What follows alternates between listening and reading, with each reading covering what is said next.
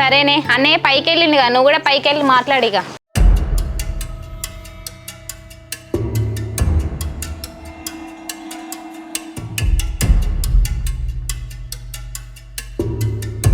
ఏం సృజన, మా చెల్లెతో ముచ్చట్లు అయిపోయినా పైకి వచ్చినావు?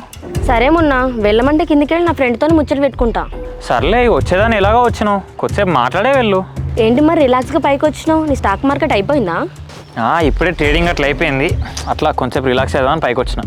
ఒక 6K వేసిన. నీ పని మంచిదిగా మొన్న 5,000, నిన్న 8,000, ఇవాళ 6,000, మొత్తానికి 19,000 సంపాదించినావు కదా. ఏం బాగుండుడేమో ఈ సొసైటీలో పొద్దున లేచి 9 వరకు బాక్స్ పట్టుకొని పోయి సాయంత్రం 6 వస్తేనే జాబ్ చేసినట్టు వాల్యూ ఇచ్చినట్టు లెక్క. ఇట్లా వేస్తే ఎవరు వాల్యూ ఇస్తున్నాను? ఎవరైనా కష్టపడే డబ్బుల కోసమే కదా నువ్వు ఇంట్లో కూర్చొని సంపాదిస్తున్నావు, నీకెందుకు వాల్యూ ఉండదు? ఏమో మా నాన్న పని చేయలే టెన్షన్ పడుతుండు, నేను చేసే పనికి నాకు ఎవరైనా పిల్లని ఇస్తారా లేదా అని చెప్పేసి. నువ్వు ఒక చెప్పు సృజన, నిజంగా ఇట్లా నాలా ట్రేడింగ్